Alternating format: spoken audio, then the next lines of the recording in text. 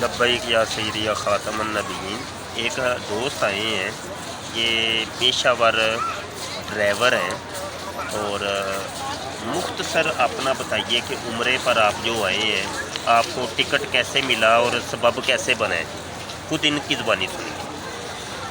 Basically میں police میں ہوں، لیکن پارٹ ٹائم میں کرتا ہوں اوبر کا بھی اور دوسرا بھی، تاکہ گزارا ہو سکے۔ ایک مرتبہ میرے ساتھ سواری بیٹھی، اس کے ساتھ باتیں ہوتی رہی ہیں۔ اس نے بتایا کہ میں عمرے پہ جا رہا ہوں، تو میں نے اسے صرف اتنا کہا کہ بس میرے لیے دعا کیجیے گا، وہاں جا کے اور سرکار علیہ وسلم کو میرا نام لے کے میرا سلام عرض کر دیجیے گا۔ انہوں نے کہا کہ میں تجھے بھیج دیتا ہوں۔ یقین مانے میرے پاس 1 روپیہ نہیں، کچھ نہیں۔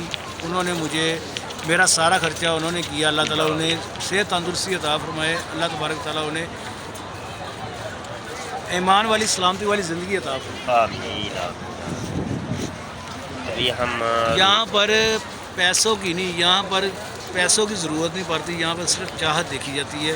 سرکار صلی اللہ علیہ وسلم نے بہت کرم کیا ہے میرے پہ، اللہ تبارک تعالیٰ کی ذات نے بہت زیادہ کرم کیا ہے کہ میں بغیر پیسوں کے 1 روپے کے بغیر میں یہاں پہ آیا۔ الحمدللہ الحمدللہ۔ دیکھا آپ نے، سنا، آتے ہیں وہی جن کو حضور یہاں بلاتے ہیں۔ ابھی ہم گیٹ نمبر 9-10 کے باہر بیٹھے ہیں۔ حضور علیہ السلام کا روضہ شریف بالکل سامنے ہے، باب السلام بھی قریب ہے۔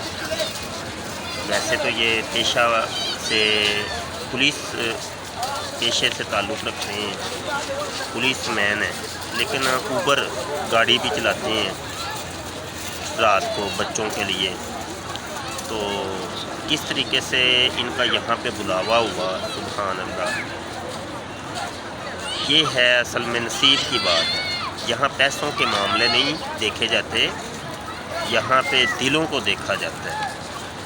اللہ پاک ہر اس شخص کو جو حضور علیہ السلام کے در انور پہ آنا چاہتا ہے اور اس کے پاس اسباب نہیں ہے، تو اللہ پاک اسباب مہیا کرے اور بار بار بعد حاضری عطا فرمائے۔ بہت شکریہ جی۔ السلام علیکم ورحمۃ اللہ۔